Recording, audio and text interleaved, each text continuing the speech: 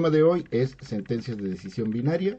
La instrucción que nos va a permitir a nosotros tomar decisiones entonces en la computadora es la sentencia if. Habíamos platicado que esta es una de las características más importantes que tenemos en la computadora porque es precisamente la que nos permite censar el entorno, censar las variables internas de un programa y sobre eso poder comenzar a tomar decisiones.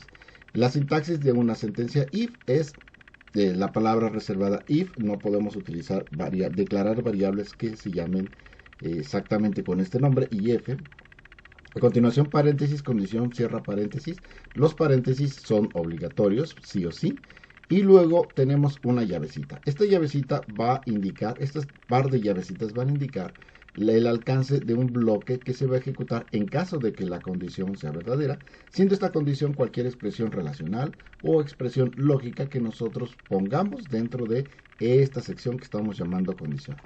A nivel de flujo, las instrucciones van a venir ejecutándose de manera secuencial en la parte de arriba y una vez que lleguen a este punto de la condición van a evaluar esa expresión de relación, esa expresión lógica, de tal manera que si el bloque es verdadero, que si la expresión es verdadera, entonces ejecutan exclusivamente el bloque verdadero saltándose la parte del bloque falso. De lo contrario, van a tomar el camino falso y van a ejecutar exclusivamente el bloque falso van a saltarse totalmente el bloque verdadero continuando en la parte inferior. Esto significaría que si la condición es verdadera solamente ejecuto esta parte y cuando llegue yo aquí al cierre de llave me salto el resto de la sentencia y continúo por la parte de abajo. Y por el contrario, si la condición es falsa, entonces me salto todo el bloque verdadero y únicamente ejecuto lo que se encuentre en la parte del else, en la parte del bloque que se encuentre después de la palabra else, que también es una palabra reservada. Es una palabra que yo no puedo usar como nombre de variable. Hubo un tiempo en los compiladores, por ejemplo Algol, admitía variables que se llamaran if y que se llamaran else. Digo, nada más quisiera comentarlo como dato curioso.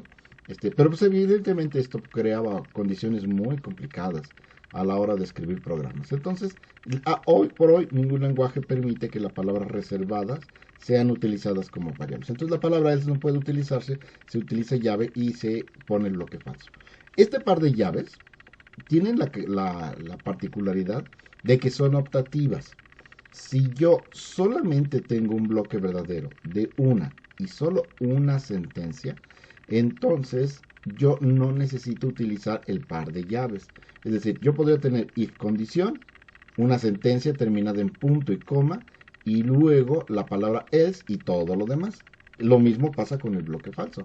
Podría existir la necesidad de tener una sola sentencia y entonces utilizo el par de llaves. Podría no utilizar el par de llaves si yo solo tengo una sentencia. Y entonces aquí tener un else, sentencia, punto y coma. El punto y coma del else es el punto y coma que terminaría toda la condición, toda la sentencia if. Por otra parte, el else no es obligatorio.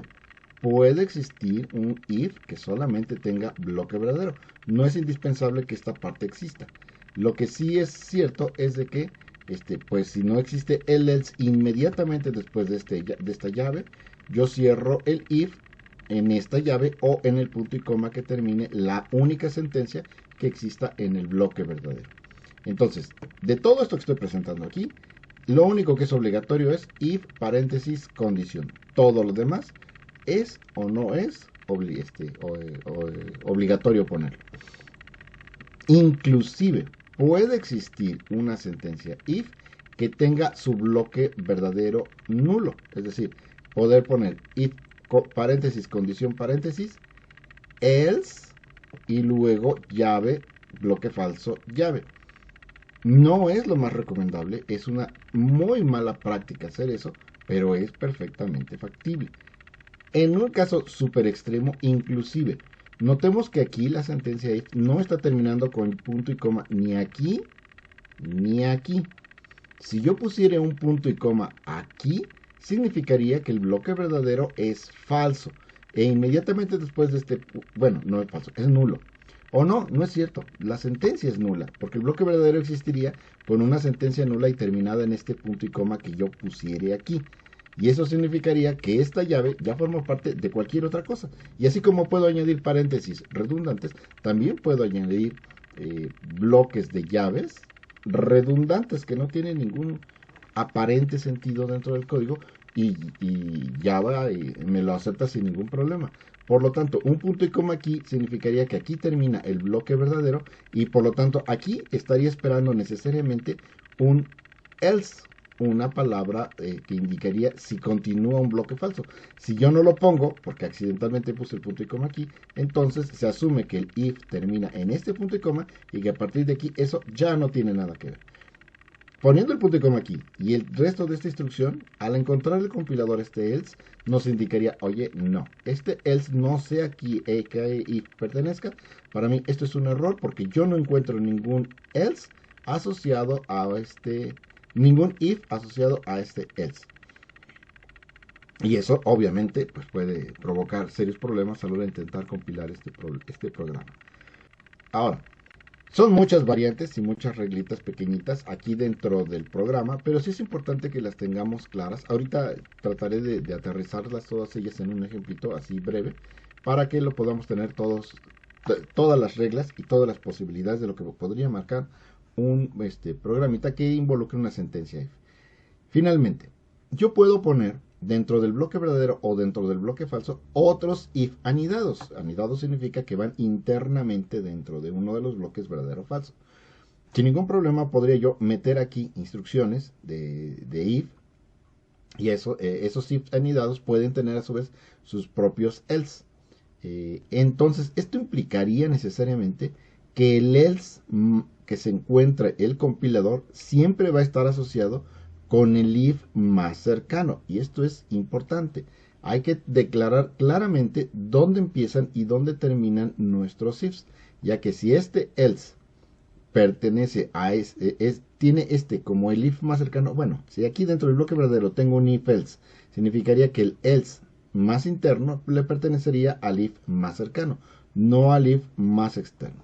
Entonces, este asunto de la anidación de las sentencias es importante siempre tenerla bien clara y por eso yo en lo personal recomiendo que siempre, no importa cuán novato o cuán avanzado sea tu programación, mejor procuremos siempre utilizar el par de llaves y ese par de llaves delimitar, que nos sirvan para delimitar correctamente dónde empiezan y dónde finalizan los bloques de verdadero o falso de una expresión o de una expresión de control. Los bloques, los pares de llaves también me van a servir para otras sentencias y por lo tanto yo tengo que ser muy cuidadoso para manejarla. Finalmente, en Java es costumbre poner la llave aquí. De hecho, también muchas veces el lenguaje C lo hacen. Entonces, la llave la ponen al finalizar la línea en donde se arranca la sentencia. De tal manera que yo visualmente tengo esta llave que no está simétricamente vista donde arranca. A mí, Ernesto, en lo particular, no me gusta, pero los programadores de Java les encanta hacer esta cosa.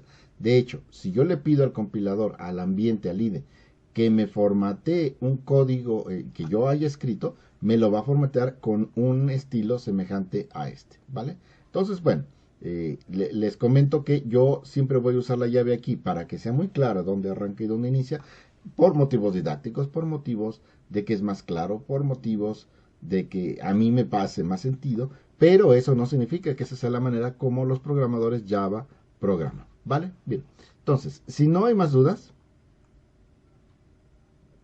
¿no? ¿Ok? Entonces vamos a ver el primer ejemplo con esto. Archivo, nuevo proyecto y luego vamos a tomar una aplicación y le vamos a llamar aprobados. Finalizar. Bien, eliminamos los comentarios como lo hemos hecho siempre. Bien, y vamos a ver. El programa del día de hoy para mostrar este tema va a ser lo siguiente. En la universidad, hoy por hoy, utilizamos calificaciones numéricas desde hace aproximadamente unos 20 años. Pero antes de esa fecha, utilizábamos calificaciones numéricas, perdón, alfabéticas, y esto significaba que poníamos una letrita para indicar si el alumno está aprobado o no. Algo muy semejante, bueno, sí, algo semejante a lo que ocurre en Estados Unidos, donde tenemos calificaciones A, B, AB+, etcétera. Este programita va tratando de seguir esa tónica. Lo primeritito que va a hacer es que vamos a hacer un programita que me diga si un alumno está aprobado o no, utilizando calificaciones numéricas. Ahorita nos vamos a complicar mejor. Entonces, sí, ya lo pensé. Vamos a hacer un programa que solamente lea la calificación y nos diga si el alumno está o no está aprobado, ¿vale? Y sobre ese hacemos las variaciones que estoy platicando. Entonces, aquí vamos a declarar una variable que sea la variable calificación. Ahí está. Y la vamos a hacer doble para que sea capaz de aceptar puntos decimales. Realmente le estoy poniendo demasiada precisión. Una calificación con decimales pues bastaría y sobra con que tuviera variables de tipo float, porque no necesita tanta precisión. De hecho, con un solo punto decimal nos basta y nos sobra, ¿no? Entonces, aquí declaramos la calificación. No necesitamos aparentemente nada más. Y lo que voy a hacer a continuación es declarar un teclado. ¿Escáner es una función o es una variable? Es una clase que nos permite precisamente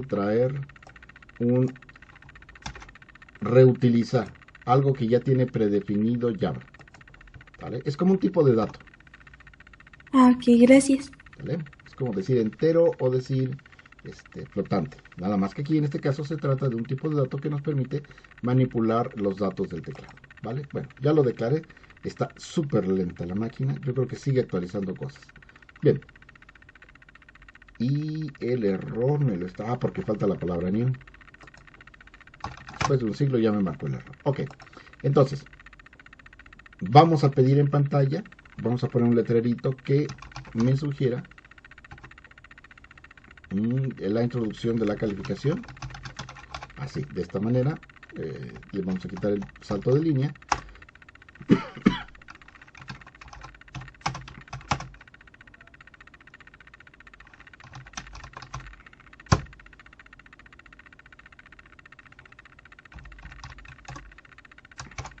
Así, ¿vale? Entonces va a aparecer un letrerito solicitando la calificación y después de eso tomamos desde el teclado la calificación y la metemos aquí en la variable calificación. Bien. Para saber si un alumno está aprobado, bueno, vamos a suponer un sistema en donde las calificaciones que vayan de 0 a 5 sean reprobatorias.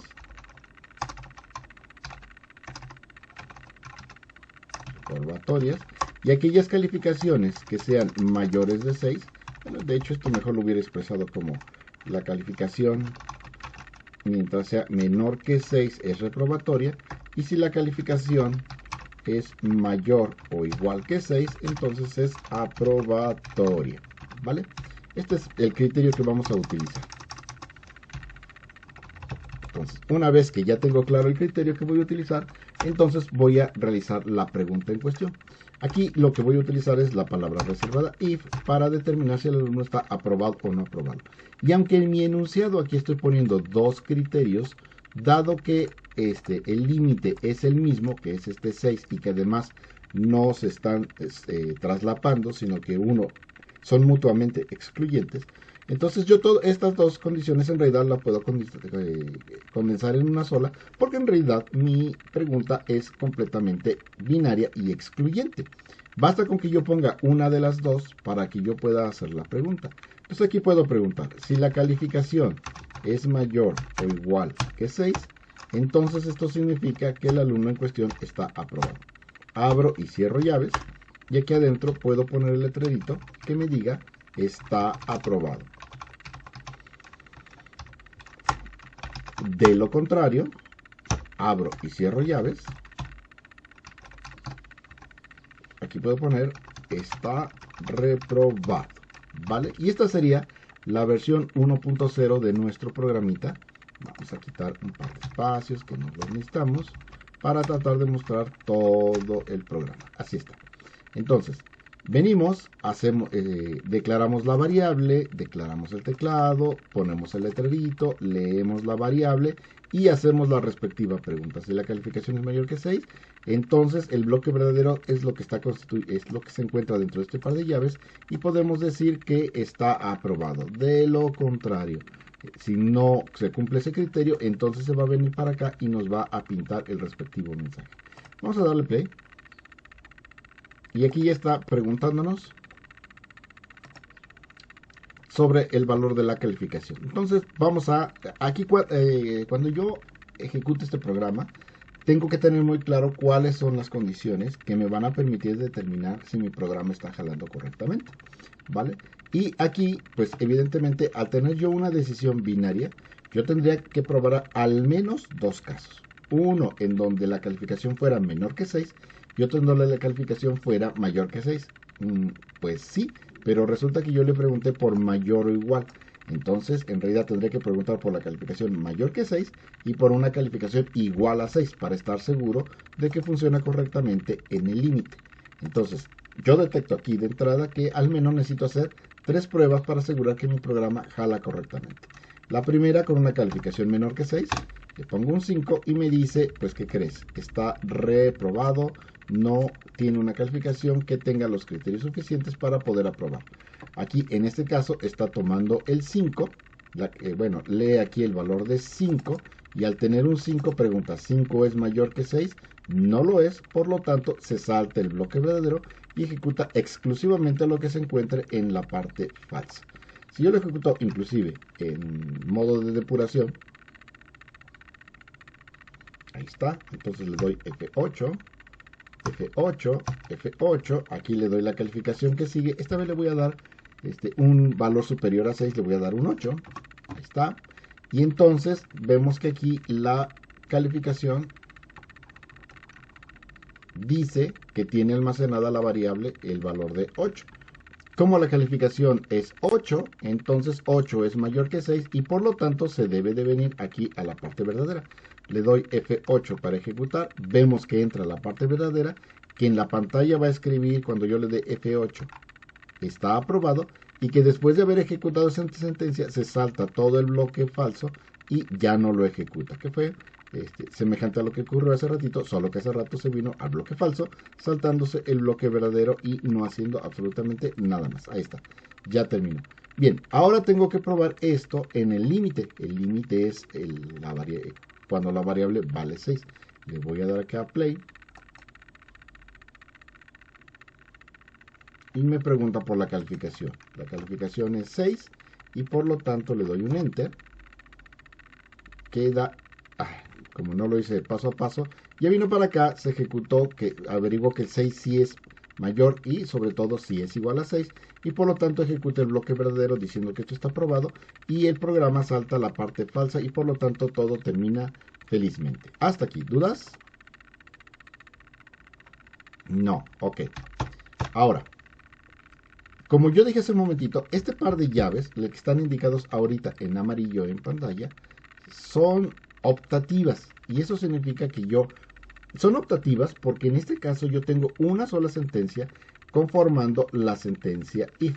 Yo podría quitarle esta llave y como ven el compilador no se queja y continúa mostrándome que el código se encuentra limpio. Yo lo ejecuto. Por ejemplo, vamos a darle un 5, solo para verificar que esta es la única parte que se va a probar. Entonces acá le ponemos un 5 y vemos que nos indica correctamente que está reprobado. Es decir, si ejecutó el 5, si averiguó que esto es el bloque verdadero y de ahí entra para acá. Del mismo modo, yo puedo quitar este par de llaves. ¿Por qué? Porque en este caso la sentencia es única como bloque falso y por lo tanto esta sentencia se constituye como la única del bloque verdadero, esta sentencia se conforma como única del bloque falso y este punto y coma viene a resultar el fin del bloque falso y a su vez el fin de la sentencia if. Este punto y coma termina tanto la sentencia como al bloque if. Aquí vamos a poner un letrerito que está extra, solamente para indicar ejecute lo que ejecute, que esto está fuera del if. ¿Vale? Entonces le voy a ejecutar una vez más, solo para mostrar que esto sigue funcionando. Le voy a poner un 10, me parece un buen valor. acá le vamos a poner un 10, le damos un enter y vemos que dice está aprobado, ejecutó esta sentencia que está arriba, se saltó la sentencia del else y después ejecutó la palabra Dios, porque era la sentencia que continuaba una vez que termina el if, ¿vale? Está completamente fuera del if. Ahora, esta sentencia, otro X, la voy a poner acá. Y aquí ya comienzan a suceder cosas. Vemos que este else nos está marcando un error. Y nos dice, a ver, yo creo que me estás cotorreando porque la palabra else se encuentra fuera de cualquier if. Else sin if es lo que me está marcando la pantalla. Y esto es porque este if, como no le puse llave, el bloque verdadero está terminando en este punto y coma. Lo que espera inmediatamente después de este punto y coma es la palabra else. Si no la encuentra, asume que el if única y exclusivamente está conformado por un bloque verdadero y por lo tanto el if está constituido exclusivamente por esas dos líneas. Este system se va a ejecutar, aunque yo lo tenga con sangría, se va a ejecutar sí o sí siempre porque ya se encuentra fuera del if. Funciona exactamente igual que como lo tenía yo hace un momentito aquí, fuera del if, ¿vale? Entonces, este else, como ya no tiene un if activo a quien asociarse, por eso el compilador dice, pues no sé de qué me estás hablando. No hay ningún if cercano al cual yo lo pueda asociar. No hay ningún if activo o dentro del alcance para poderlo asociar e indicar que esta parte es una parte falsa. Esa es la parte 1. Luego, la otra cosa importante es que aquí no es el sangrado el que está indicando el alcance de la sentencia. Aunque yo pusiera aquí un tabulador, eso no hace que forme parte del if. La sangría se pone para poder tener una clara visualización de cuál es el alcance del bloque verdadero o del bloque falso, pero no implica necesariamente que el sistema lo considere como parte del bloque falso solamente porque lo puse aquí con un sangrado. Si yo lo ejecuto y le vuelvo a dar una calificación de 10 para que se venga aquí el bloque verdadero, vamos a, ahorita que termine de compilar, vamos a poner otra vez 10, vemos que únicamente dice está aprobado y después nos vuelve a poner el adiós, esta sentencia que se encuentra aquí, que significa que en realidad se encuentra fuera del bloque falso del else y por lo tanto no forma parte del if y se va a ejecutar siempre sí o sí. Acá voy a poner una llave aquí, voy a poner la otra llave aquí, aquí voy a poner la llave aquí y luego voy a poner otra llavecita aquí, restaurando las llaves que yo tenía al inicio. Y ahora quisiera mostrarles que si yo aquí tomo la palabra, el menú source y aplico formato, le estoy pidiendo al compilador que le ponga un formato al código fuente por mí. Entonces vemos que, como les comentaba yo, la llave que yo había dejado aquí me la sube a la línea superior e inclusive en este caso del else sube la llave, sube la palabra else y los pone en la misma línea donde está la llave de cierre. Aquí el ambiente, el IDE, lo que está haciendo es que cuando yo me paro a un lado de la llavecita, me pone en amarillito que esta llave se encuentra aperturada acá arriba y que esta llave se encuentra cerrada en la parte de abajo. Lo mismo es cierto si yo me paro junto a la llave de cierre, no importa si es a la izquierda o a la derecha, el IDE lo reconoce y me pinta esto otro acá arriba. Obviamente cuando tengo muy poquitas sentencias pues no hay ningún problema. Este es un sistema bastante eficiente para que yo vea cuál es el alcance de un bloque verdadero o un bloque falso. Pero si el sistema ya contiene muchas líneas y este bloque if tiene n cantidad de sentencias, entonces esta visualización no resulta evidente, ¿vale? Por lo tanto, para mí, no me ayuda mucho en cuanto a la visualización. Finalmente, el tema del sangrado es importante siempre tenerlo en cuenta.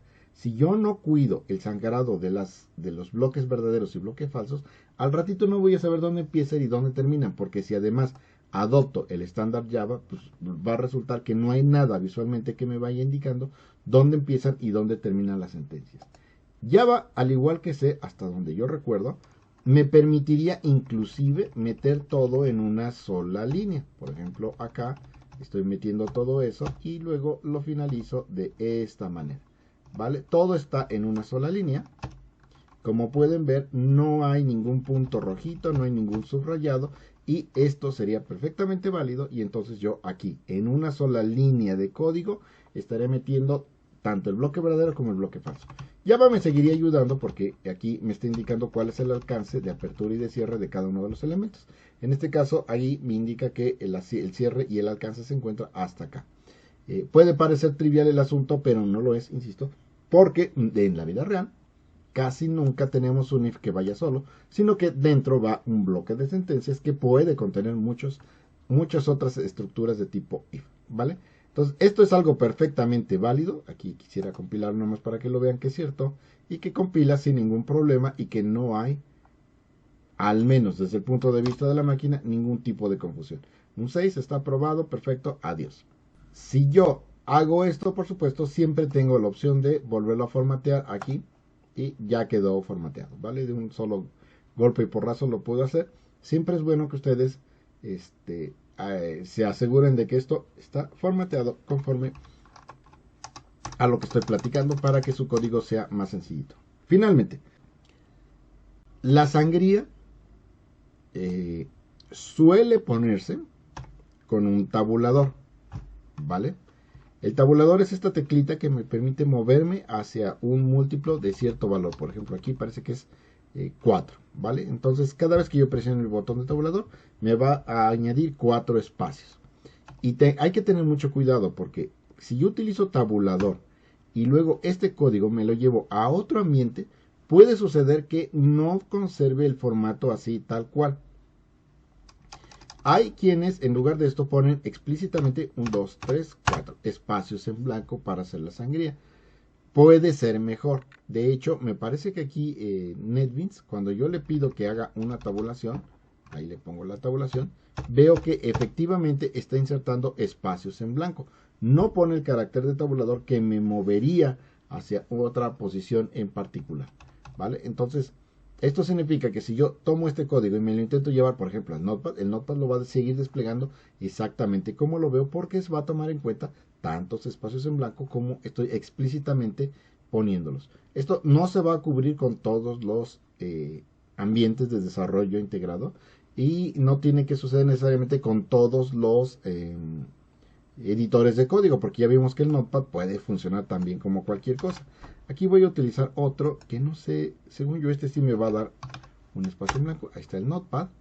Este es otro editor de texto, bastante bueno porque tiene sus monerías. Aquí está, y le vamos a pedir que me abra una nueva ventana y ahí voy a poner el código en cuestión. Y vemos que efectivamente conserva exactamente el mismo espacio. ¿Sale? Aquí, si yo, bueno, el mismo formato. Si aquí yo le doy un espacio de tabulador, puedo ver que se está comportando de manera diferente. Yo le presiono la flecha hacia la derecha y vemos que da un salto. Significa que aquí efectivamente incluyó un solo carácter para hacer la tabulación. Cosa diferente a lo que sucede acá, porque cuando yo me quiero mover, efectivamente me está mostrando que me puedo ir celda por celda, carácter por carácter, y esto significa que aquí se añadieron espacios en blanco, cosa que no sucedió acá. Acá se añadió uno solo, que es el carácter de tabulador. Eso puede crear problemas a la hora de intentarnos llevar el código hacia otros ambientes. Si mi sistema está hecho aquí en Windows y después quiero transportarlo a un sistema Unix, un sistema Linux, entonces seguramente el formateo de mi programa puede presentar diferencias importantes a la hora de presentarlo. También hay otro detallito, y es que en ocasiones aquí específicamente el Apache de NetBeans, en la parte inicial antes de esta P, puede ser que llegue a guardar dos caracteres que indiquen cuál es la codificación de lo que yo tengo aquí. Me va a decir, ¿cómo que la codificación? Pues está en modo texto, ¿no? Está en ASCII. Y la respuesta es no, no necesariamente. Porque yo aquí en este print estoy escribiendo calificación utilizando alfabeto latino. Pero no tiene que ser así. podría ser un texto chino, podría ser un texto en árabe. Y por lo tanto la codificación es 100% Unicode, ya que, según platicamos en la sección de caracteres, yo puedo representar cualquier cadena utilizando Unicode. Java, por lo tanto, Apache aquí podría obtener dos caracteres que le indiquen a un editor que estoy manejando Unicode y que debe ser interpretada la cadena que yo escriba como Unicode. Así que hay que tener nada más eso en cuenta, porque si yo me lo llevo a otro compilador, o inclusive si lo quiero compilar en línea, y yo no hago las indicaciones de locale del lenguaje, del idioma que estoy utilizando, puede marcar errores. Ok, ¿dudas? Eso ya fue extra y no tiene que ver con ello, pero bueno, se los quería platicar. ¿Dudas?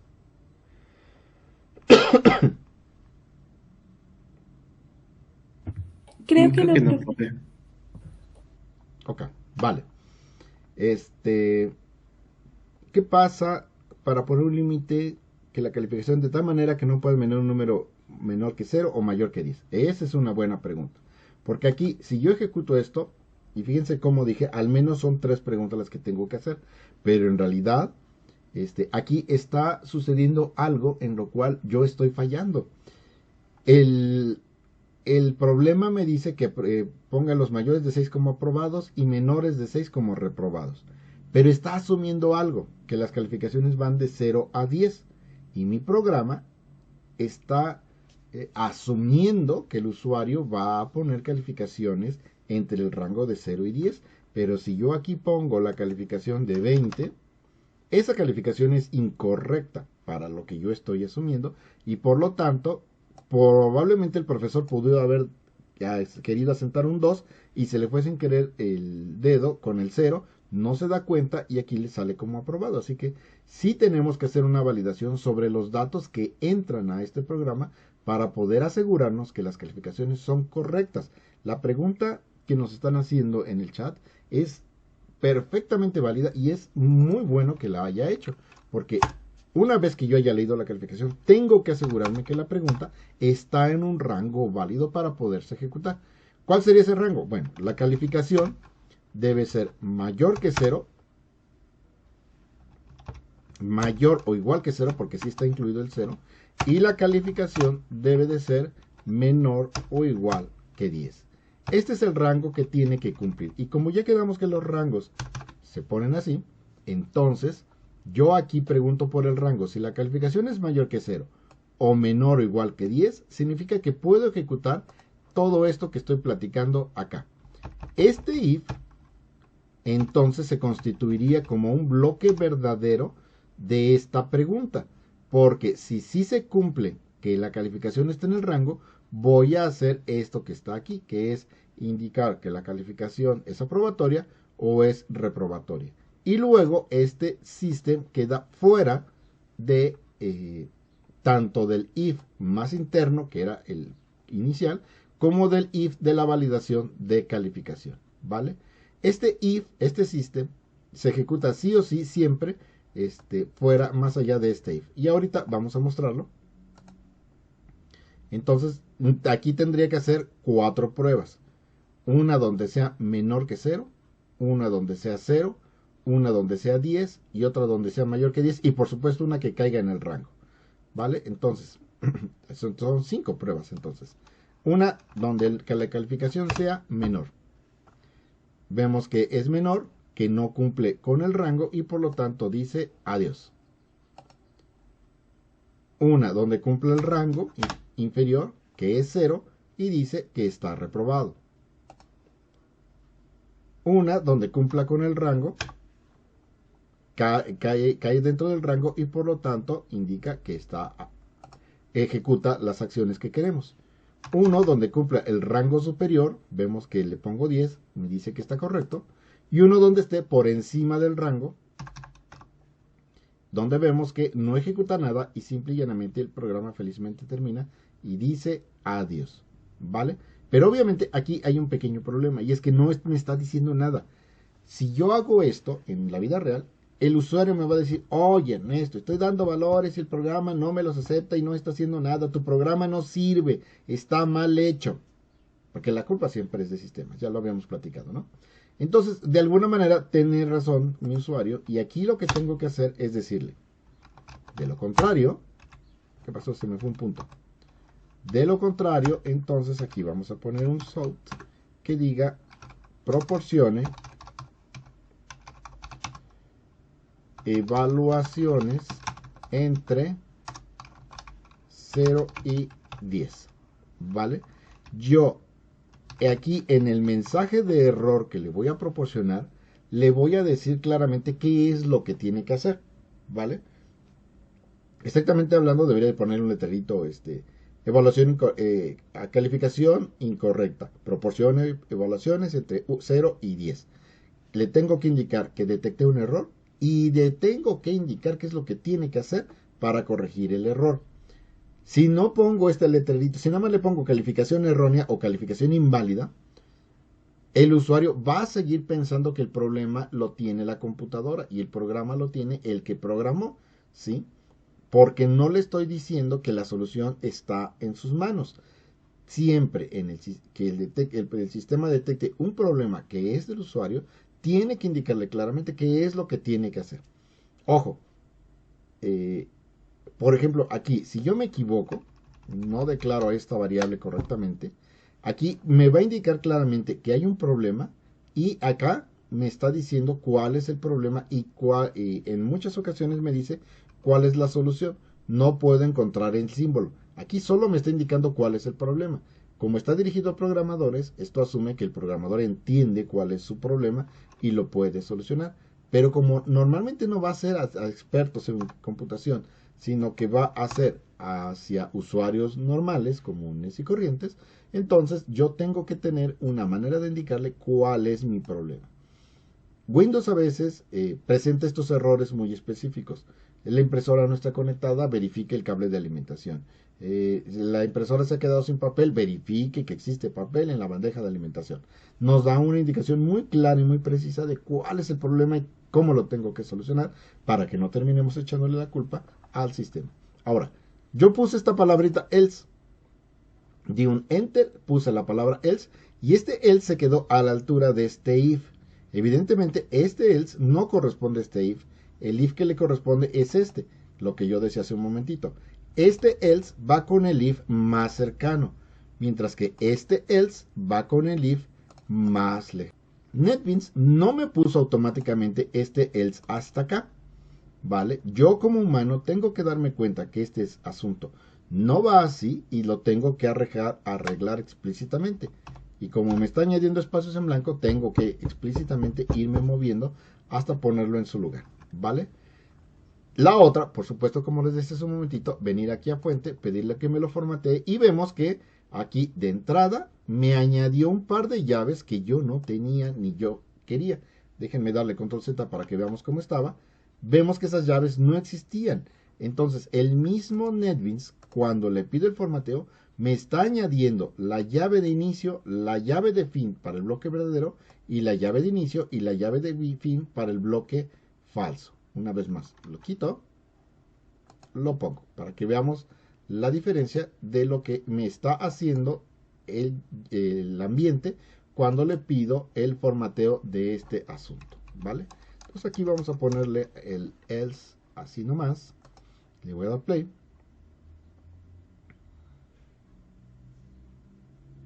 Y vemos que ya me está pidiendo la calificación. Le voy a poner un valor inválido como el -1. Y entonces vemos que ya me dice, ¿sabes qué?